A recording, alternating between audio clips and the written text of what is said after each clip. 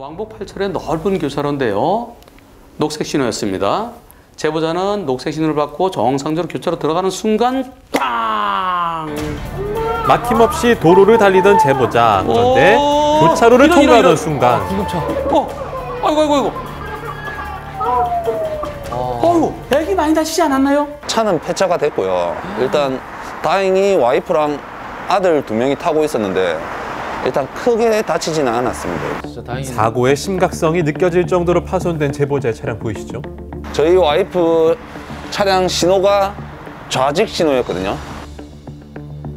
그러네요. 그러면 신호대로 가신 예, 거잖아요. 당시에는 이제 직진이 가능한 신호에서 정상 주행했는데 그런데 상대 차량은 엄연한 신호 위반 상태였습니다. 구급차니까. 제보자는 녹색 신호에 정상적 주소로 들어가는데 구급차, 119구급차 갑자기 나왔네요. 빨간불에. 이번 사고 과실비는 어떻게 진행되고 있습니까? 보험사는 일단은 6대4의 과실이라는 그런 말을 하면서 지금 계속 주장하고 있거든요. 일단은 제보자 60, 119 구급차 40이라고요? 아, 그건 아닌데요. 가는 길을 간 건데. 보험사에서 제보자에게 60% 잘못이 있다는 것은 보험사의 과실 기준표에 그렇게 나옵니다.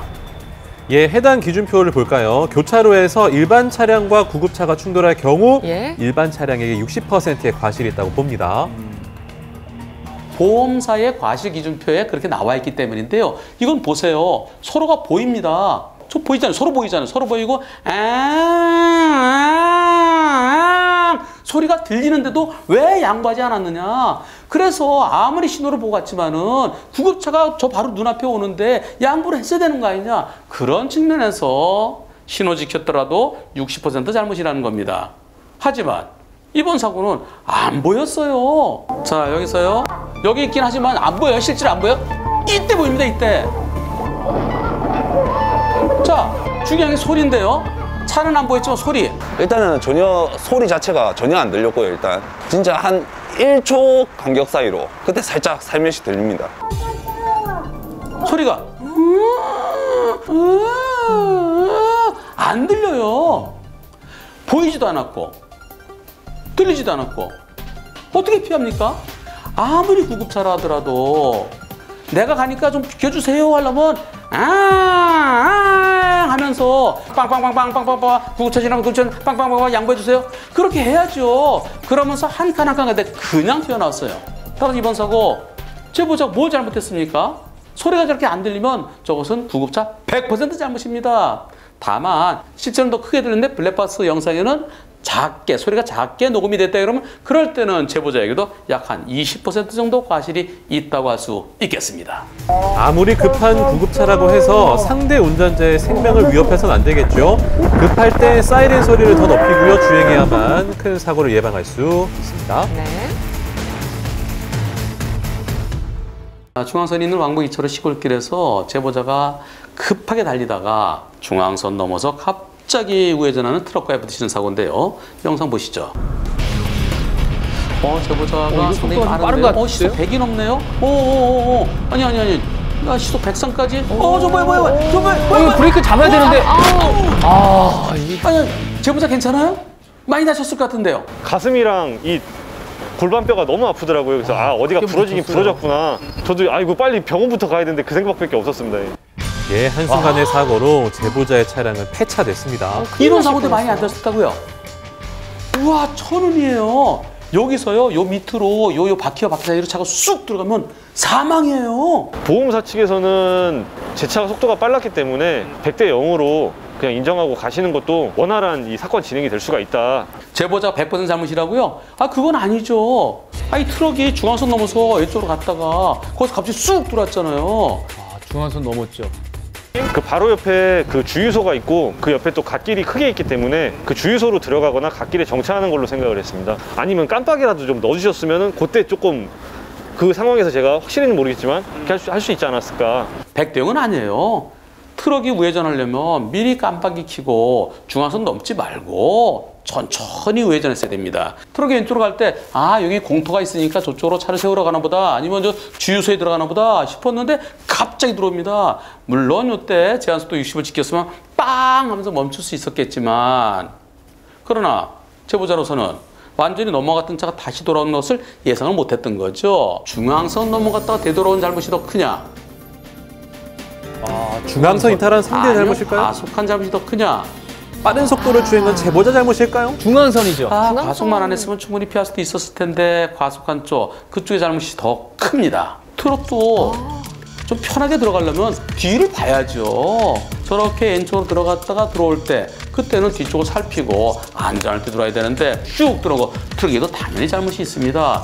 트럭의 잘못을 적게 보면 30%, 조금 더 본다 보면 트럭 40%까지 볼 수 있어요. 따라서 트럭 40, 제보자 60 정도로 보입니다. 예, 도로 위에서 방심은 금물입니다. 좌회전 혹은 우회전을 시도할 경우에는 내 뒤를 따르던 차량은 없는지 확인하는 습관이 사고를 막는 지름길입니다. 영상 속 시내버스를 잘 봐주세요. 예, 잘 주행하다가 갑자기 앞 그냥 차량을 추돌합니다. 왜? 당시 이 버스는 무려 9대의 차량을 연쇄 추돌했습니다. 너무 무섭죠? 아니 왜 그러세요? 쿵쿵쿵 막 소리가 났으니까. 그 여기 막 이런 걸 다 스치고 지나갔으니까. 완전 뭐 전쟁터였죠, 완전히. 사고가 났던 곳을 찾았는데요. 당시의 사고가 얼마나 컸는지 한눈에 알아볼 수 있을 만큼 현장은 엉망이었습니다. 너무 위험해요, 보행자들까지. 제가 그 버스가 박았는지는 몰랐는데 나중에 저 앞에다가 박았던데 그래서 저기 벽 다 뜯어졌던데요. 예, 버스는 앞서 가던 차량을 들이받고 급기야 중앙선을 넘어간 다음에 벽에 충돌하고서야 어렵사리 멈췄습니다. 아, 이거 뭔 일이 당시 충격이 얼마나 컸는지 돌로 쌓은 벽이 그대로 부서져서 만신창이었습니다. 운전 예, 그렇다면 이 도로 위를 아수라장으로 만든 사고, 예, 도대체 그 버스는 왜 그랬을까요, 도대체? 보통 저런 궁금해요. 경우는 조시는 경우가 많아요. 벽이 다 무너졌습니다. 근데 술에 드셨고. 증상이 없으셨나? 버스기사 졸음운전이라는데 졸음운전이 이렇게 위험한 거라고. 역시. 운전. 그렇습니다. 잠깐의 졸음운전이 만들어낸 대형 참사였습니다. 졸음운전 교통사고 치사율 일반 교통사고보다 2배가 높습니다. 왜 그런지 이유가 있습니다. 왜 좋아하지? 운전할 큰일 때 났네. 제일 중요한 건 앞을 잘 봐야 되잖아요. 돌다 보면 그냥 앞차를 들이받거나 또 옆에서 달려온 차를 내가 못 보잖아요. 브레이크를 못 잡으니까 달리는 속도를 못 줄이니까 대형 사고로 이어질 수 있죠. 고속도로에서 시속 100km 달릴 때 1초에 28m예요. 4초 100m 넘습니다. 근데 저 앞에 차가 멈추고 있어요. 저 앞에 터널 이렇게 차들이 멈춥니다. 근데 내가 4초 멈추 그냥 들이받는 거예요. 한 통계에 따르면 전체 졸음운전 발생 건수 가운데 봄철에 발생하는 사고의 비중은 28.1%로 겨울보다 9.8% 높게 나타났습니다. 충곤증 있잖아요. 충곤증. 특히 3월부터 5월 사이에 그 발생 빈도가 가장 높은 것으로 분석이 됐는데요. 이런 사고를 막기 위해서 고속도로 곳곳에는 졸음 쉼터가 마련되어 있습니다. 실제 운전자들을 만나서 쉬어가는 시간이 얼마나 중요한지 이야기를 들어보도록 하겠습니다. 잘했어요. 그러니까 충곤증 밥 먹고 조금 졸리고 그러죠. 술 마시고 뺨 때리고 뭐 그런 식으로 하고. 잘 졸음이 잘 쉽게 가시나요? 잘 안 가셔요. 그래도 뭐 이렇게 조금 쉬었다 가면은 좀 괜찮아요. 장거리 운행을 하다 보면 1시간 이상 하다 보면 졸려요, 솔직히. 잠깐 뭐 5분이든 10분이든 눈을 붙이면은 그 잠이 졸고 했던 게 없어지더라고요. 자, 봄철 졸음운전으로부터 해방될 수 있는 방법은 없을까요? 졸음운전은 천하장사도 눈꺼풀을 못 이겨요. 음주운전보다도 오히려 졸음운전이 더 위험한 겁니다. 창문을 열어줘서 충분한 좀 환기 좀 시키고, 네, 그리고 무엇보다 환기를 아무리 하더라도 바람 들어올 때 그때만이고 조금 지나면 또 그래요. 자꾸 졸려요. 진짜 막 졸려요. 차를 깨면 피가 나도 계속 졸아요. 피곤할 때, 졸음 밀려올 때는 차를 세워야 됩니다. 봄의 불청객으로 불리는 졸음운전, 잠시 쉬어가는 습관이 나의 생명은 물론 상대방의 생명도 지킬 수 있습니다.